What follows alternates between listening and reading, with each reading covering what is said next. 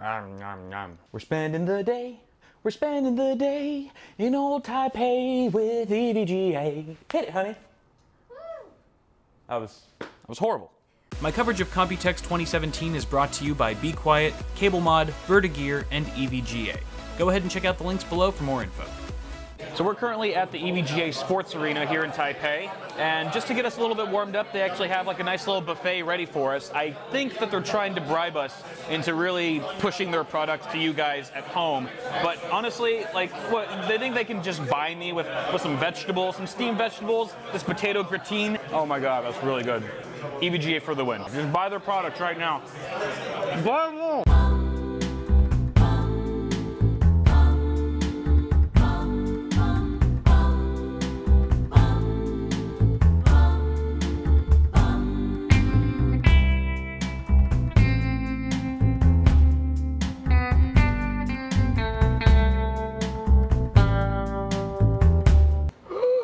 This card, guys.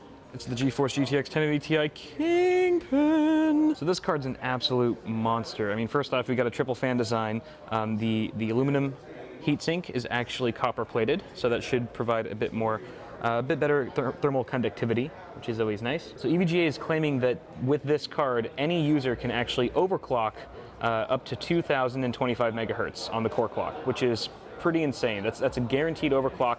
Not out of the box. You got to tune that manually. But if you're buying this card, I'm pretty sure you're pretty savvy when it comes to overclocking. So that's a ridiculous clock speed to hit on a 1080 Ti. And because of that metric, I'm pretty sure that these GPUs are binned. EVGA didn't really 100% confirm it, but they were like, yeah, you can probably say that. Video outs on the back include dual-link DVI, one HDMI 2.0B, and you get 3 mini display ports. Right there, 1.4s, so, you know, take advantage of G-Sync and all that jazz. You might need an adapter, though. If you look on the back here, we've got a backplate, a very nice backplate, and this actually makes direct contact with some of the vital components, as does the base plate, I should say. The base plate, more importantly, makes a lot of direct contact with the front of the PCB, and that does obviously provide a bit better thermals as well. Now, I kind of like what they've done here on the side. You can see that they've got 2 8-pin PCI Express plugs for your power. Didn't really confirm what the TDP of this card is, but you want to have a pretty hefty 80+ certified power supply to drive it. But I do like the fact that these plugs are on the side because it is a pretty fat card, and so just to help with a little bit of compatibility, they've got those mounted on the side for you. Of course, that your mileage may vary depending on the case you're actually building in. A lot of other great features here. You know, you get multiple BIOSes, or however you want to say it, for just pretty much a whole slew of overclocking potential. Features ICX technology.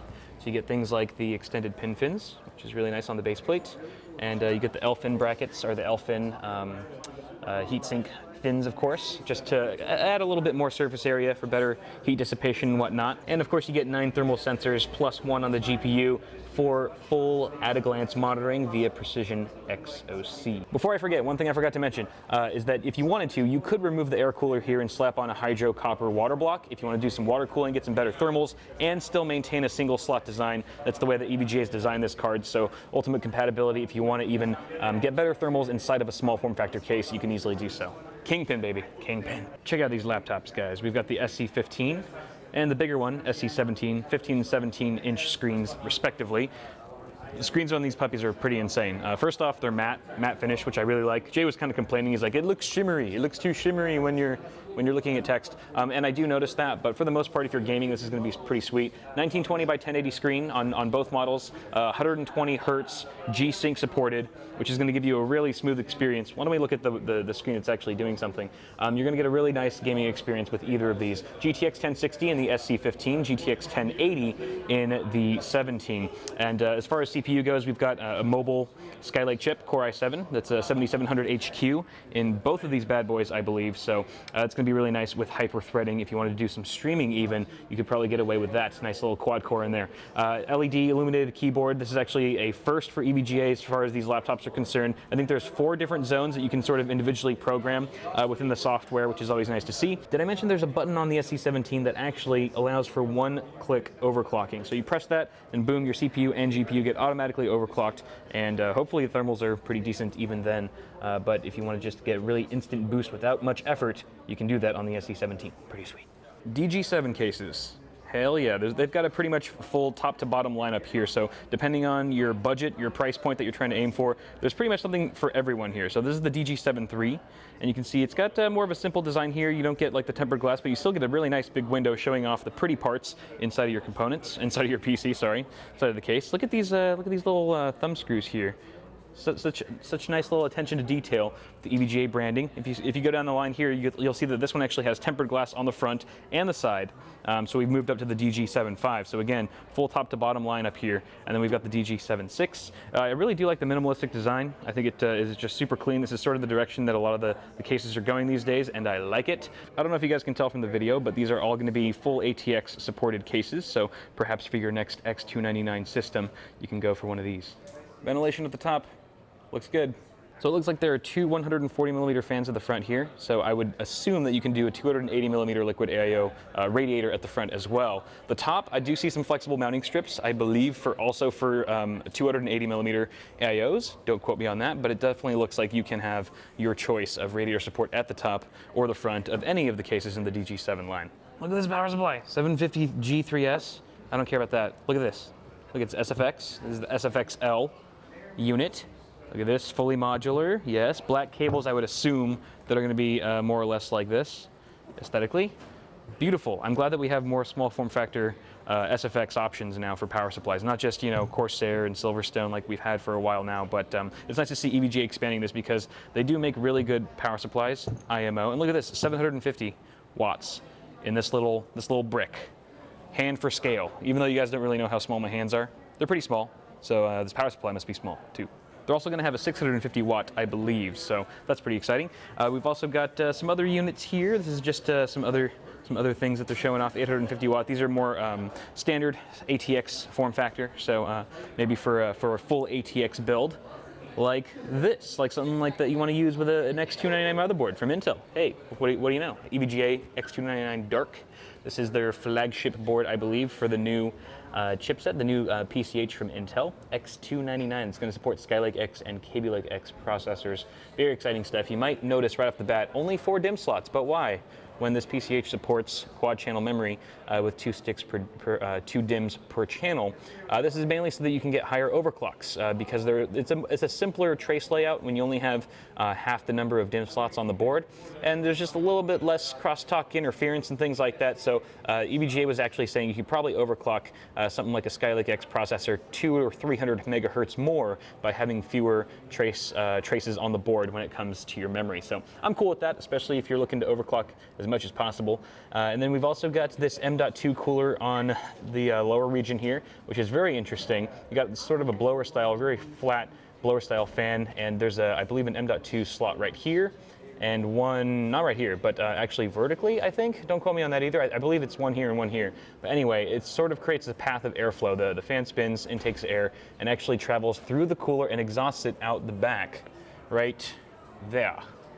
Air is exhausted out the back I/O. So that's kind of interesting. It'll be really cool to see how effective this is, because so far the other Mdot 2 cooling solutions that we've seen on other motherboards from competitors have not been very effective. So hopefully this one works well.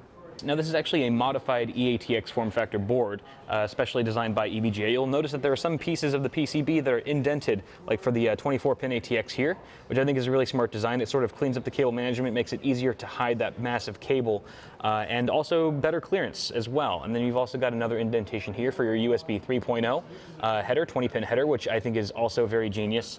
Can't say how many times in a more compact case I've run into clearance issues with a right angle 20-pin USB 3.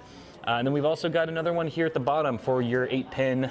I'm sorry, that's not 8-pin, that's a 6-pin for your PCIe. If you need additional PCIe power, you can go ahead and plug it in right at the bottom there, so it doesn't interfere with your power supply because it is indented as well. Moving back to the top right corner of the X299 Dark, we've got a debug LED, or one of them is a debug LED, the other one actually reads out the voltage going to your CPU. So just at a glance, you can just look inside of your case or look at the board itself and know how much voltage is going to your processor. That's pretty sweet. Onboard buttons for power and reset, plenty of fan headers, things like that. The X299 Dark also comes with this nice little PCB with these giant standoffs, so you can actually use this as sort of a makeshift test bench or a workbench if you wanted to, which is also very thoughtful. Now, this motherboard right here is the X299 For the Win K.